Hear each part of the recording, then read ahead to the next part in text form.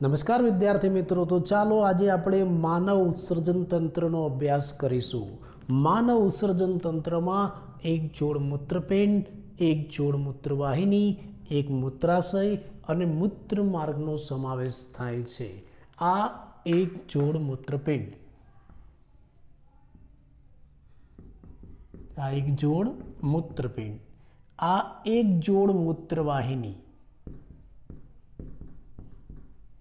आ एक जोड़ मूत्रवाहिनी, आ कोथड़ी जेवुं मूत्राशय अने आ एक सांकड़ो मूत्र मार्ग जोवा मळशे। एटले मानव उत्सर्जन तंत्र में एक जोड़ मूत्रपिंड, एक जोड़ मूत्रवाहिनी, एक मूत्राशय अने आवा मूत्र मार्गनो समावेश थाय छे।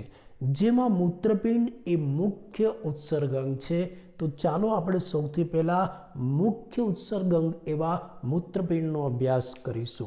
आ मूत्रपिंड छे ए रताश पड़ता कत्थाई रंगनी अने वाल जेवा आकारनी रचना छे, जेनुं स्थान आपणा शरीरमां उदर गुहामां छे।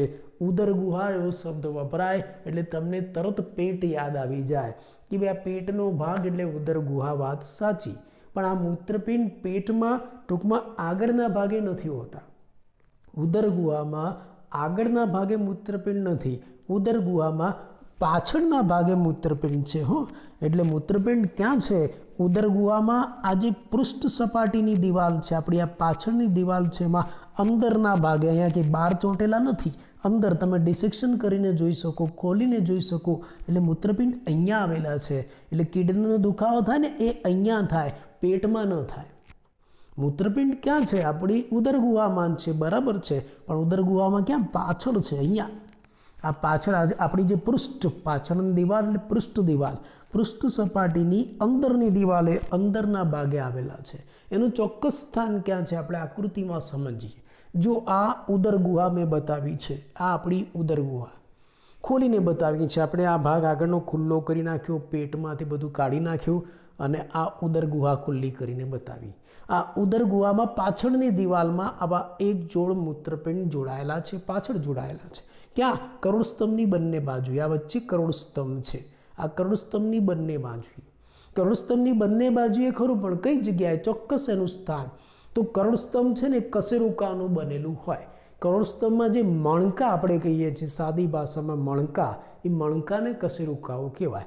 एमां छेल्ली उरस्य कशेरुका, आ उरस्य कशेरुका छे अने एनी नीचे कटी कशेरुकाओ चालू थाय। 1 2 3 आ कटी कशेरुकाओ छे।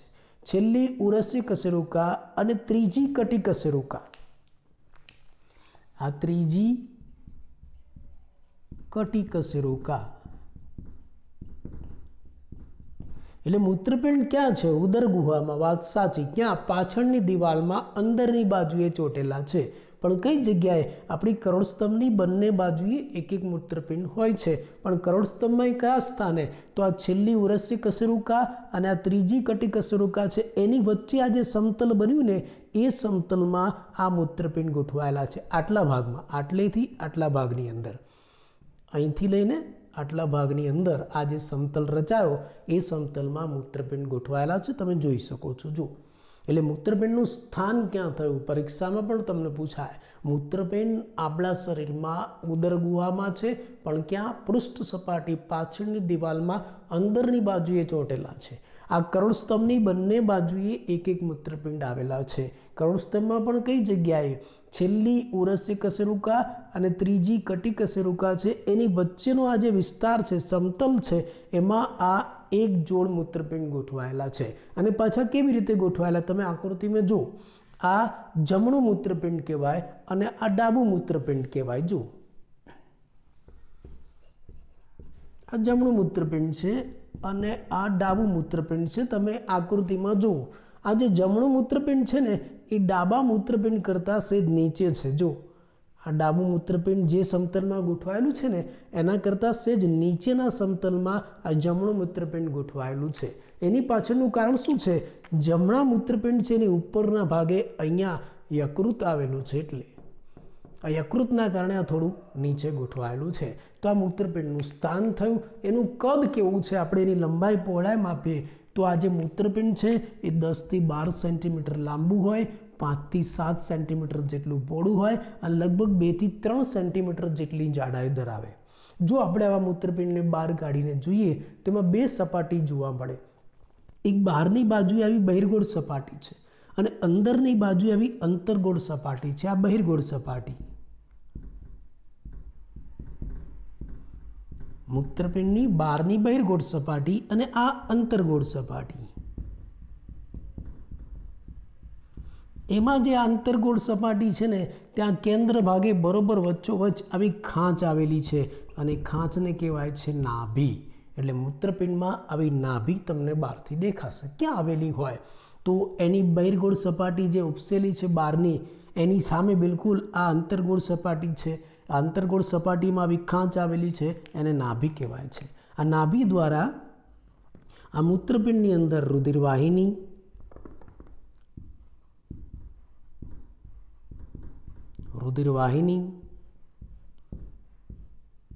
ચેતાઓ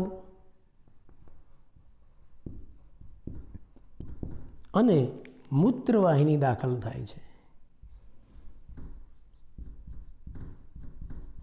મૂત્રવાહિની પ્રશ્ન સ્વરૂપે પણ પૂછાય. મૂત્રપિંડમાં નાભી ક્યાં છે? મૂત્રપિંડની જે અંતર્ગોળ સપાટી છે ત્યાં કેન્દ્ર ભાગે ખાંચ આવેલી છે અને નાભી કહેવાય છે. અને આ નાભી દ્વારા મૂત્રપિંડની અંદર રુધિરવાહિની, ચેતાઓ અને આવી મૂત્રવાહિની દાખલ થાય છે એવું આપણે કહી શકીએ. તો અહીંયા આપણે મૂત્રપિંડનું સ્થાન અને એની બાહ્ય રચનાની વાત કરી. મૂત્રપિંડ આપણા શરીરમાં ઉદરગુહામાં પૃષ્ઠ પાછળની દિવાલ સાથે ચોંટેલું છે. કરોડસ્તંભની બંને બાજુએ આવેલું છે. ચોક્કસ કઈ જગ્યાએ? છેલ્લી ઉરસ્ય કશેરુકા, ત્રીજી કટી કશેરુકા વચ્ચેનું જે સમતલ છે એમાં આવા એક જોડ મૂત્રપિંડ ગોઠવાયેલા છે. એમાં જે જમણી બાજુનું મૂત્રપિંડ સહેજ નીચે હોય છે, ડાબી બાજુનું ઉપર હોય છે. જમણી બાજુનું મૂત્રપિંડ કેમ નીચે છે? કેમ કે ત્યાં ઉપરના ભાગે યકૃત છે. આ મૂત્રપિંડ લાલાશ પડતા કથ્થાઈ રંગનું વાલ જેવા આકારની રચના છે. એની લંબાઈ 10 થી 12 સેન્ટીમીટર, પહોળાઈ 5 થી 7 સેન્ટીમીટર અને જાડાઈ 2 થી 3 સેન્ટીમીટર હોય. ત્યાં અંતર્ગોળ સપાટી આવું નાભી નામનું છિદ્ર આવેલું છે જે રુધિરવાહિની, ચેતાઓ અને મૂત્રવાહિનીનો પ્રવેશ કરાવે છે. આ એની બાહ્ય રચના થઈ. ચલો હવે આપણે એની આંતરિક રચના જોવી હોય તો આપણે આ મૂત્રપિંડનો ઊભો છેદ લેવો જોઈએ. ચાલો આ મૂત્રપિંડનો ઊભો છેદ લઈ હવે આપણે મૂત્રપિંડની આંતરિક રચના જોઈએ. અહીંયા મેં મૂત્રપિંડના ઊભા છેદની તમને આકૃતિ બતાવી છે. એમાં તમને શું જોવા મળશે? જો તમે મૂત્રપિંડનો છેદ લેશો ને તો એમાં સૌથી બહાર તમને આખું એક સખત કવચ દેખાશે. પુટકીય કવચ, રક્ષણાત્મક કવચ, આવરણ છે કોથળી જેવું. આ સૌથી બહાર આવું એક પુટકીય રક્ષણાત્મક કવચ છે, કોથળી જેવું પુટકીય કવચ. અને એની અંદર તમને આ મૂત્રપિંડ કપાયેલું દેખાશે. એ મૂત્રપિંડની અંદર મુખ્ય 3 વિસ્તાર તમને જોવા મળશે.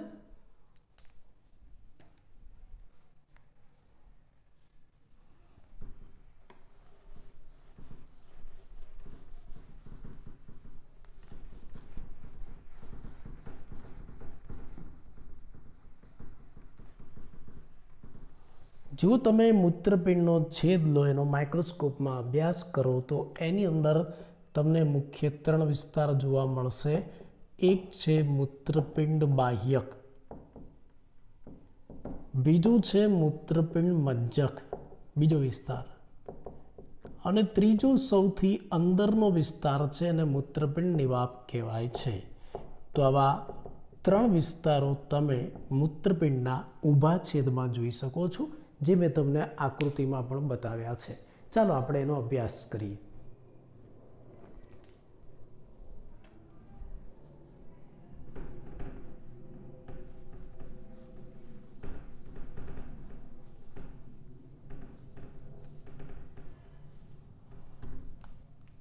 આ મૂત્રપિંડનો છેદ છે એમાં સૌથી બહાર કોથળી જેવું આવું પુટકીય આવરણ આવેલું છે, પુટકીય સખત કવચ આવેલું છે જેનું રક્ષણાત્મક કવચ છે.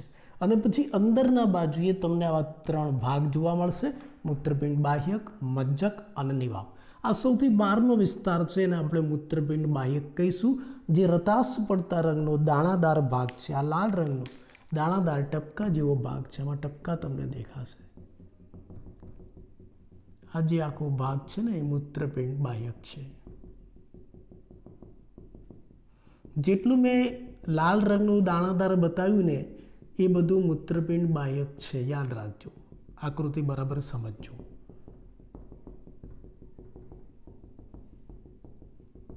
આ મૂત્રપિંડ બાહ્યક.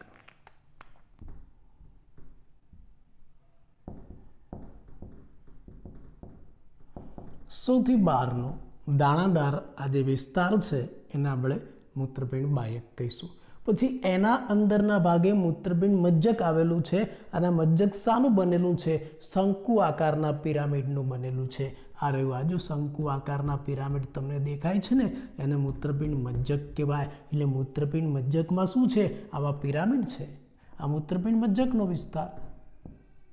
એની અંદરના ભાગે મૂત્રપિંડ બાહ્યકના અંદરના ભાગે આવા પિરામિડનો બનેલો મૂત્રપિંડ મજ્જકનો વિસ્તાર છે.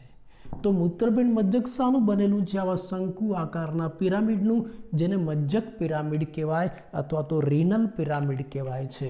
આ બધા મજ્જક પિરામિડ છે.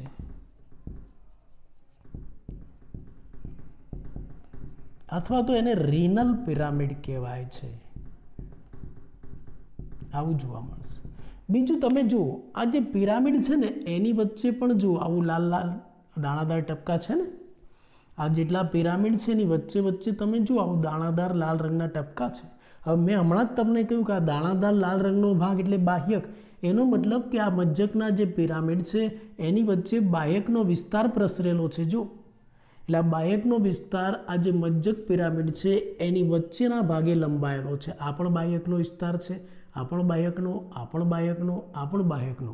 એટલે મજ્જકના જે પિરામિડ છે એની વચ્ચેના ભાગે બાહ્યકનો વિસ્તાર લંબાયેલો છે, અને આ લંબાયેલો બાહ્યકનો જે વિસ્તાર છે એને રીનલ કોલમ કહેવાય છે. આ જે લંબાયેલો વિસ્તાર છે ને બાહ્યકનો, આ બધા વિસ્તારો એને રીનલ કોલમ કહેવાય છે, અથવા તો કોલમ ઓફ બર્ટીની એવું પણ કહેવાય છે વૈજ્ઞાનિકના નામ ઉપરથી. પ્રશ્ન સ્વરૂપે શબ્દ સમજૂતીમાં પણ પૂછાય, કોલમ ઓફ બર્ટીની એટલે શું? તો આ જે મજ્જકનો વિસ્તાર છે ને એ તો પિરામિડનો બનેલો છે. પિરામિડ સિવાયનો જે વચ્ચેનો ભાગ છે ને એમાં બાહ્યકનો વિસ્તાર ઘૂસેલો છે, બાહ્યકનો વિસ્તાર લંબાયેલો છે. પિરામિડની વચ્ચે વચ્ચે આ જે બાહ્યકનો લંબાયેલો વિસ્તાર છે એને શું કહેવાય? રીનલ કોલમ અથવા તો કોલમ ઓફ બર્ટીની કહેવાય. અને હવે સૌથી અંદરના ભાગે એમ પણ કહેવાય કે આ નાભી છે ને એની અંદરના ભાગે, મૂત્રપિંડમાં સૌથી અંદરના ભાગે, બીજા શબ્દમાં આ જે નાભી છે એના અંદરના ભાગે આવો પહોળો ગરણી આકારનો અવકાશ આવેલો છે. આને મૂત્રપિંડ નિવાપ કહેવાય છે. મૂત્રપિંડ નિવાપ, બરાબર.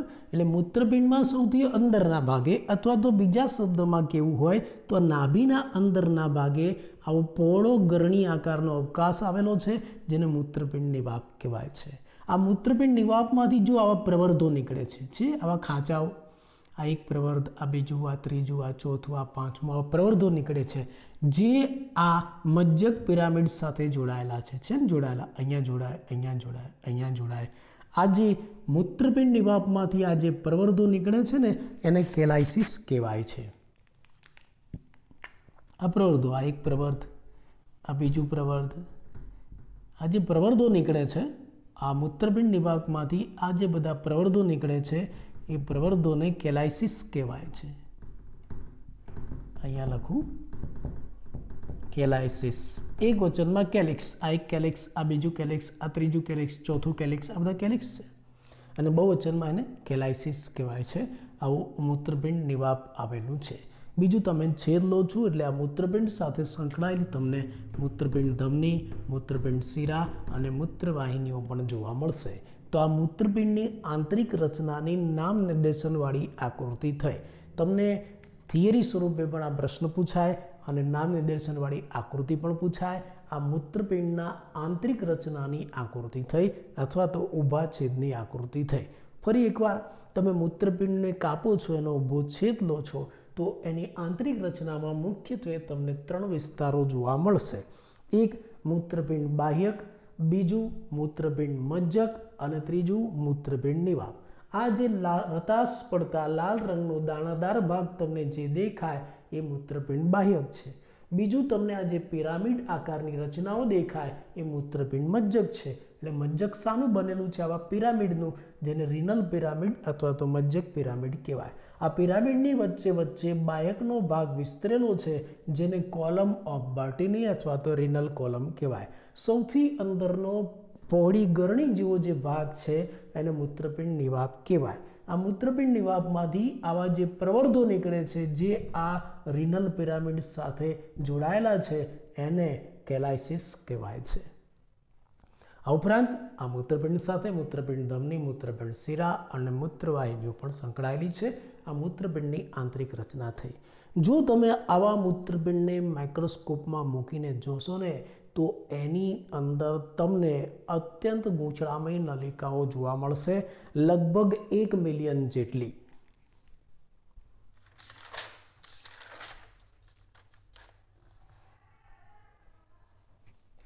એટલે આપણે જો આ છેદને માઇક્રોસ્કોપમાં મૂકીને એની અતિ સૂક્ષ્મ રચના જોઈશું તો એની અંદર 1 મિલિયન જેટલી જટિલ નલિકાકાર રચનાઓ આપણને આની અંદર દેખાય. અને એ જટિલ નલિકાકાર રચનાઓ છે ને ઉત્સર્ગ એકમ કહેવાય. એટલે એક મૂત્રપિંડમાં 1 મિલિયન જટિલ નલિકાકાર રચના એટલે કે ઉત્સર્ગ એકમ. એક મૂત્રપિંડમાં 1 મિલિયન ઉત્સર્ગ એકમ થયા. 1 મિલિયન લગભગ 10 લાખ, એટલે કે એક મૂત્રપિંડમાં લગભગ 10 લાખ તમને ઉત્સર્ગ એકમ જોવા મળશે. આપણી અંદર તો 2 મૂત્રપિંડ છે, તો કુલ કેટલા ઉત્સર્ગ એકમ આપણી અંદર હોય? 2 મિલિયન અથવા તો 20 લાખ ઉત્સર્ગ એકમો આપણા બંને મૂત્રપિંડમાં થઈને આવેલા છે. હવે આ ઉત્સર્ગ એકમ કેવા હોય આપણે એની રચના જોઈએ. આવા એકાદ ઉત્સર્ગ એકમને બહાર કાઢીને એની રચનાનો અભ્યાસ કરીએ.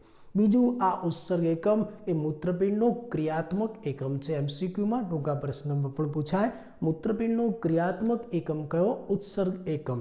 અને આ ઉત્સર્ગ એકમ 2 ભાગનો બનેલો છે.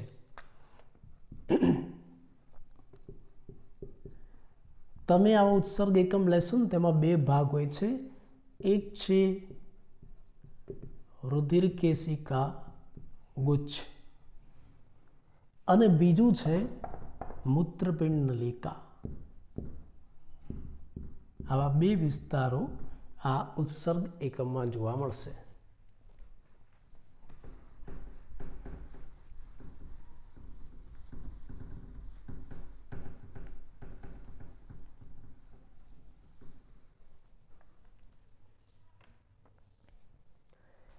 એટલે તમે મૂત્રપિંડને કાપીને જુઓ છો, એનો છેદ લઈને જુઓ છો, એટલે એની અંદર તમને પ્રત્યેક મૂત્રપિંડમાં તમને 1 મિલિયન ઉત્સર્ગ એકમો જોવા મળશે, જટિલ નલિકાકાર રચનાવાળા. એ ઉત્સર્ગ એકમો મુખ્યત્વે 2 ભાગના બનેલા છે. એક રુધિર કેશિકા ગુચ્છ અને બીજું મૂત્રપિંડ નલિકા. આ ઉત્સર્ગ એકમ કેવા હોય? અહીંયા મેં એની આકૃતિઓ બતાવી છે. આ એક ઉત્સર્ગ એકમ, આ બીજો, ત્રીજો, આવી 3 આકૃતિઓ મેં તમને બતાવેલી છે. આ ઉત્સર્ગ એકમમાં શું આવેલું છે? 2 ભાગ, એક રુધિર કેશિકા ગુચ્છ અને બીજો મૂત્રપિંડ નલિકા. ચલો, આ ઉત્સર્ગ એકમની એક આકૃતિ મેં તમને બતાવી છે. એમાં તમને આ કાળા રંગમાં જે જાળીદાર ગૂંચળા જેવી રચના બતાવેલી છે એ રુધિર કેશિકા ગુચ્છ. એ રુધિર કેશિકા ગુચ્છ. અને એના સિવાય આ જે ગૂંચળામય નલિકાનો જે આખો ભાગ છે અહીંથી અહીંયા સુધી એ મૂત્રપિંડ નલિકા. બાકી આખી, એના સિવાયની બાકી જે આખી છે અહીંથી અહીંયા સુધીની આખી એ મૂત્રપિંડ નલિકા. એટલે ઉત્સર્ગ એકમ શાનો બનેલો છે? બે ભાગનો, રુધિર કેશિકા ગુચ્છ અને મૂત્રપિંડ નલિકા. આ રહ્યું આ કાળું રુધિર કેશિકા ગુચ્છ, અને એના સિવાય આ જે ગૂંચળામય નલિકા એ મૂત્રપિંડ નલિકા છે. સૌથી પહેલો પ્રશ્ન એમ થાય કે રુધિર કેશિકા ગુચ્છ શું છે? આપણે એને સમજીએ. રુધિર કેશિકા ગુચ્છ, રુધિર કેશિકા ગુચ્છ એટલે રુધિર કેશિકાઓનું જાળું જે અંતર્વાહી ધમનિકાથી બને છે. હવે તમને પ્રશ્ન એમ થાય કે અંતર્વાહી ધમનિકા એટલે શું? ચલો આપણે પહેલેથી વ્યવસ્થિત સમજીએ. આ અંતર્વાહી ધમનિકા, પહેલા અહીંયા હું તમને નામ આપી દઉં. આ અંતર્વાહી ધમનિકા, આ અંતર્વાહી ધમનિકા જે અંદર પ્રવેશી, આ જે મૂત્રપિંડ નલિકા છે ને એમાં અંદર પ્રવેશી, એના પોલાણમાં આ અંતર્વાહી ધમનિકા. અને આ અંતર્વાહી ધમનિકાએ અંદર આવું રુધિર કેશિકાનું જાળું બનાવ્યું. આવું રુધિર કેશિકાનું જાળું. બસ આ અંતર્વાહી ધમનિકા અંદર જે રુધિર કેશિકાનું જાળું બનાવે છે એને શું કહેવાય છે? રુધિર કેશિકા ગુચ્છ. આ અંતર્વાહી ધમનિકા આ અંદરના ભાગે જે રુધિર કેશિકાનું જાળું બનાવે છે એને રુધિર કેશિકા ગુચ્છ કહેવાય છે. અને આ રુધિર કેશિકા ગુચ્છ બીજા છેડે બહિર્વાહી ધમનિકામાં ખુલે છે. આ બહિર્વાહી ધમનિકા, બરાબર, આ બહિર્વાહી ધમનિકા. બીજું તમને એમ કહી દો, આકૃતિમાં પણ મેં બતાવ્યું છે, આ અંતર્વાહી ધમનિકા એનો વ્યાસ મોટો હોય છે અને આ બહિર્વાહી ધમનિકા એનો વ્યાસ નાનો હોય છે. આકૃતિ ઉપરથી પણ તમને ખબર પડે. આ અંતર્વાહી ધમનિકા મેં પહોળી બતાવી છે, બહિર્વાહી ધમનિકા એના કરતાં સાંકડી બતાવી છે. અને ત્રીજી વસ્તુ, આ બંનેની વચ્ચે જે રુધિર કેશિકાઓ છે ને એ તો આ બંને કરતાં એકદમ પાતળી અને સૂક્ષ્મ હોય છે. તો આવું રુધિર કેશિકાનું જાળું તમને આ ઉત્સર્ગ એકમમાં જોવા મળશે. સૌથી પહેલા આ રુધિર કેશિકા ગુચ્છ. હવે આ કેવી રીતના બન્યું હું તમને એની પ્રેક્ટિકલ માહિતી આપી દઉં. ખરેખર આ શું છે તમને સમજાવી દઉં. ચલો, આ મૂત્રપિંડ છે, એક મૂત્રપિંડ.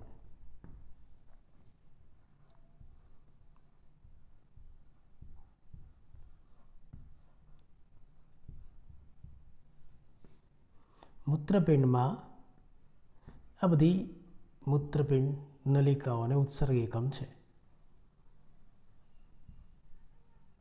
ઘણી બધી હોય, લગભગ કેટલી હોય છે? એક મૂત્રપિંડમાં 1 મિલિયન જેટલી, પણ એટલી તો હું નહીં દોરું હો.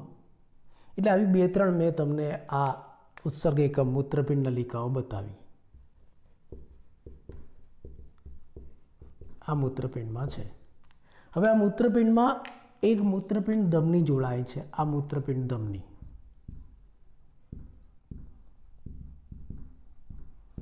કોઈ પણ અંગ હોય ને એની સાથે એક ધમની જોડાય. જઠર હોય તો જઠર સાથે જોડાય જઠર ધમની, યકૃત હોય તો યકૃત સાથે જોડાય યકૃત ધમની. એમ મૂત્રપિંડમાં પણ એક ધમની પ્રવેશે, મૂત્રપિંડ ધમની. અને આ ધમની નાની શાખાઓમાં, સૂક્ષ્મ શાખાઓમાં વહેંચાઈ જાય. જ્યારે કોઈ પણ અંગમાં ધમની પ્રવેશે એટલે એ ધમની એ અંગની અંદર સૂક્ષ્મ શાખાઓમાં વહેંચાય. એ મૂત્રપિંડમાં પણ જ્યારે આ ધમની પ્રવેશે છે ત્યારે આ ધમની અત્યંત નાની સૂક્ષ્મ શાખાઓમાં વહેંચાઈ જાય છે. આને ધમનિકા કહેવાય. એટલે આ મૂત્રપિંડ ધમની જ્યારે મૂત્રપિંડમાં પ્રવેશે છે ત્યારે આવી ધમનિકાઓમાં વહેંચાઈ જાય છે. અને આ ધમનિકાઓ ક્યાં જશે? આ ધમનિકાઓ આ મૂત્રપિંડ નલિકાઓમાં જશે, આ જગ્યાએ. અને ત્યાં આવું રુધિર કેશિકાનું જાળું બનાવશે. આ ધમનિકા જે મૂત્રપિંડ નલિકામાં ગઈ ને એને અંતર્વાહી ધમનિકા કહેવાય. અને અંતર્વાહી ધમનિકાએ અંદર શું બનાવ્યું? રુધિર કેશિકાનું જાળું, જેને રુધિર કેશિકા ગુચ્છ કહેવાય. અને બીજા છેડે બહાર નીકળે છે જેને બહિર્વાહી ધમનિકા કહેવાય. એટલે રુધિર કેશિકા ગુચ્છમાંનું રુધિર આ બહિર્વાહી ધમનિકા દ્વારા બહાર નીકળે. આમ દરેક મૂત્રપિંડ નલિકા છે ને એમાં આવી એક અંતર્વાહી ધમનિકા પ્રવેશે અને રુધિર કેશિકા ગુચ્છ બનાવે. દરેક અંતર્વાહી ધમનિકા છે, દરેક અંતર્વાહી ધમનિકા છે આ મૂત્રપિંડ નલિકામાં પ્રવેશે અને આવું રુધિર કેશિકાનું ગુચ્છ બનાવે, રુધિર કેશિકા ગુચ્છ. તો આ રીતે દરેક આ મૂત્રપિંડ નલિકા છે એની સાથે આવું રુધિર કેશિકા ગુચ્છ જોડાયેલું છે. અને શું બનાવશે? ઉત્સર્ગ એકમ. એટલે ઉત્સર્ગ એકમ બે ભાગનું બનેલું છે, એક રુધિર કેશિકા ગુચ્છ અને બીજું મૂત્રપિંડ નલિકા. આવું રુધિરકેશિકા ગુચ્છ જે અંતર્વાહી ધમનિકામાંથી બન્યું. હવે તમને ખબર પડી કે આ અંતર્વાહી ધમનિકા ક્યાંથી આવી? મૂત્રપિંડમાં મૂત્રપિંડ ધમની પ્રવેશી, એ આવી સૂક્ષ્મ શાખામાં વહેંચાઈ ગઈ અને એ શાખાઓ મૂત્રપિંડ નલિકામાં ગઈ, જેને અંતર્વાહી ધમનિકા કહેવાય. અને આ અંતર્વાહી ધમનિકા છે અંદર આવું રુધિરકેશિકાનું જાળું બનાવે, જેને રુધિરકેશિકા ગુચ્છ કહેવાય. અને રુધિરને બહાર લઈ જવા માટે આવી બહિર્વાહી ધમનિકા પણ હોય છે. એટલે જો દરેકમાં આવું રુધિરકેશિકા ગુચ્છ છે. અને એની સાથે સંકળાયેલા જટિલ નલિકામય રચના, જેને મૂત્રપિંડ નલિકા કહેવાય છે. આ મૂત્રપિંડ નલિકા છે ને, એ પણ મુખ્યત્વે કેટલા ભાગોની બનેલી છે? જો આ મૂત્રપિંડ નલિકા છે, એમાં પહેલો ભાગ બાઉમેનનો કપ, બીજો નિકટવર્તી ગૂંચળું, ત્રીજું હેન્લેનો પાસ અને ચોથું દૂરસ્થ ગૂંચળું. એટલે આ જે મૂત્રપિંડ નલિકાઓ છે ને, એ મુખ્યત્વે 4 ભાગની બનેલી છે. આ રુધિરકેશિકા ગુચ્છ, આ મૂત્રપિંડ નલિકા જે 4 ભાગની બનેલી છે. મૂત્રપિંડ નલિકાનો શરૂઆતનો આ બેવડી દિવાલનો બનેલો કપ જેવો જે ભાગ છે, એને બાઉમેનનો કપ અથવા તો બાઉમેનની કોથળી કહેવાય છે. બાબુભાઈનો કપ નહીં, બાઉમેનનો કપ વૈજ્ઞાનિકનું નામ છે. એટલે આ મૂત્રપિંડ નલિકાનો શરૂઆતનો બેવડી દિવાલવાળો કપ જેવો જે ભાગ છે, એને બાઉમેનનો કપ કહેવાય. આ બાઉમેનનો કપ આકૃતિઓમાં બતાવ્યો. અને આ બાઉમેનનો કપ છે ને, એ અંદરની બાજુએ રુધિરકેશિકા ગુચ્છને ઘેરી લે છે. જો આ બાઉમેનનો કપ અંદરની બાજુએ આ રુધિરકેશિકા ગુચ્છને ઘેરી લે છે. આ રુધિરકેશિકા ગુચ્છ અને વત્તા બાઉમેનનો કપ મળીને જે સંયુક્ત રચના બનાવે છે ને, આ સંયુક્ત રચના રુધિરકેશિકા ગુચ્છ અને એને ઘેરીને આવેલો બાઉમેનનો કપ મળીને જે સંયુક્ત રચના બનાવે છે, એને માલ્પિધિયન કાય કહેવાય છે. માલ્પિધિયન કાય અથવા તો રીનલ કણ, મૂત્રપિંડ કણ કહેવાય છે. કોર્પિસ્કલ એવું એને કહેવાશે, રીનલ કોર્પિસ્કલ.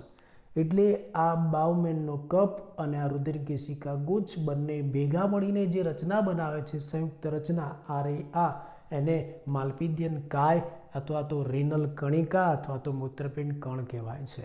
અને પછી આ નલિકા સતત આગળ વધે છે અને આવો અત્યંત ગૂંચળામય ભાગ બનાવે છે, જેને નિકટવર્તી ગૂંચળું કહેવાય છે. પહેલો ભાગ નિકટવર્તી ગૂંચળું, જેને ટૂંકા શબ્દોમાં આપણે PCT કહીશું, પ્રોક્સિમલ કોન્વોલ્યુટેડ ટ્યુબ્યુલ્સ. પ્રોક્સિમલ કોન્વોલ્યુટેડ ટ્યુબ્યુલ્સ, નિકટવર્તી ગૂંચળામય નલિકા. અને પછી આ ગૂંચળામય નલિકા આગળ વધીને આવો યુ આકારનો, હેરપિન આકારનો પાસ બનાવશે, જેને હેન્લેનો પાસ કહેવાય છે. આ યુ આકારનો પાસ, હેન્લેનો પાસ. એમાં એક છેડો છે ને નીચેની બાજુએ જાય છે અને બીજો છેડો ઉપરની બાજુએ જાય છે. જે છેડો નીચેની બાજુએ જાય છે ને, એને અવરોહી ભુજા કહેવાય. હેન્લેના પાસની અવરોહી ભુજા. અને જે છેડો ઉપરની બાજુએ જાય છે ને, એને આરોહી ભુજા કહેવાય છે. હેન્લેના પાસની આરોહી ભુજા. આરોહણ એટલે ઉપર ચડવું, પર્વતારોહણ, પર્વત ઉપર ચડવું, અને અવરોહણ એટલે નીચે ઉતરવું.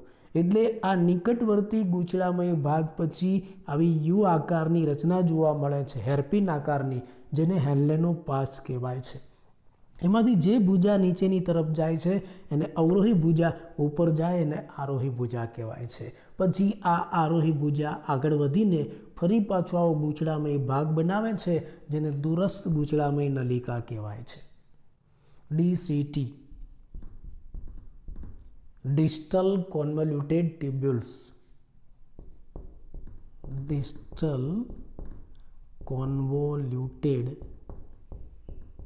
ટ્યુબ્યુલ્સ, DCT એવું એને કહેવાશે.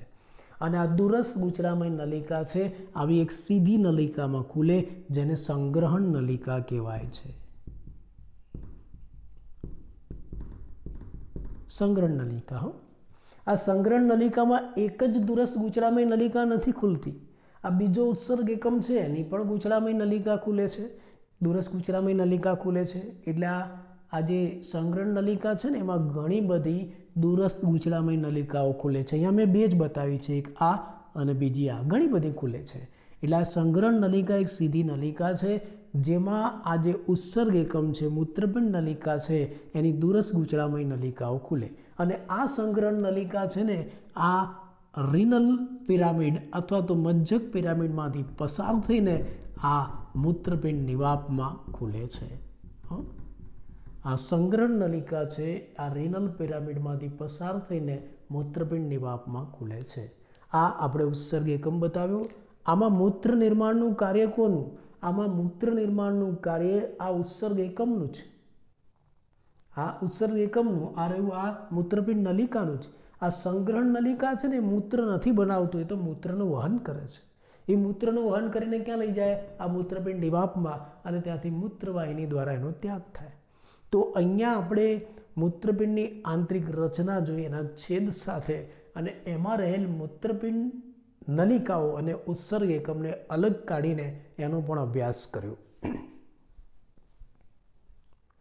તો ફરી એકવાર હું આટલી રચના તમને કહી દઉં કેવી રીતે આવશે.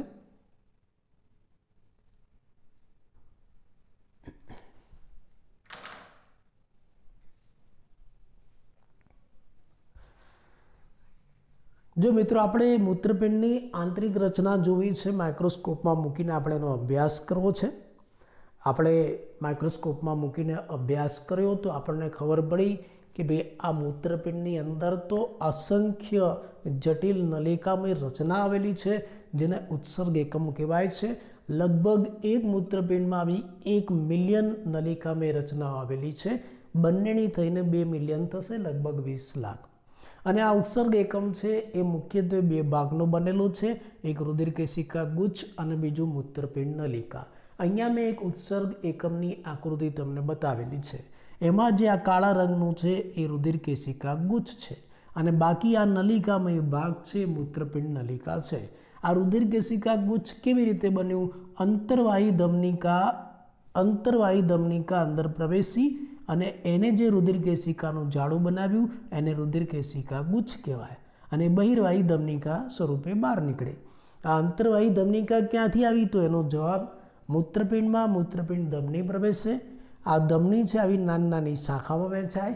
આ નાની નાની શાખાઓ આ મૂત્રપિંડ નલિકાની અંદર ખુલે, જેને શું કહેવાય? અંતર્વાહી ધમનિકા. એટલે આ રીતે અંતર્વાહી ધમનિકા ક્યાંથી આવી? મૂત્રપિંડ ધમનીમાંથી.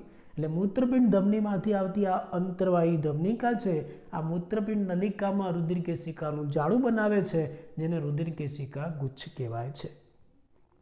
એ બહિર્વાહી ધમનિકામાંથી બહાર નીકળે છે. બીજી એક બાબત, આ અંતર્વાહી ધમનિકાનો વ્યાસ મોટો હોય છે, બહિર્વાહી ધમનિકાનો વ્યાસ નાનો સાંકડો હોય છે. યાદ રાખજો, આગળ ઉપયોગી થશે. પછી એની સાથે સંકળાયેલા ગૂંચળામય નલિકા, જેને આપણે શું કહીશું?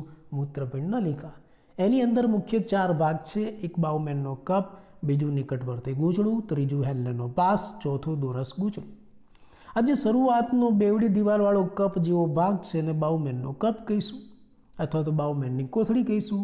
આ બાઉમેનનો કપ અને આ રુધિરકેશિકા ગુચ્છ ભેગા મળીને જે રચના બનાવશે એને આપણે માલ્પિધિયનકાય કહીશું. પછી આ કપ આગળ સતત વધે છે ને ગૂંચળામય નલિકા બનાવે છે, જેને નિકટવર્તી ગૂંચળામય નલિકા PCT પ્રોક્સિમલ કોન્વોલ્યુટેડ ટ્યુબ્યુલ્સ કહેવાય છે. પછી આ નલિકા આવો યુ આકારનો પાસ બનાવે છે, જેને હેન્લેનો પાસ કહેવાય છે. એમાં એક છેડો નીચે જાય છે અને અવરોહી ભુજા, એક ઉપર જાય છે અને આરોહી ભુજા કહેવાય છે.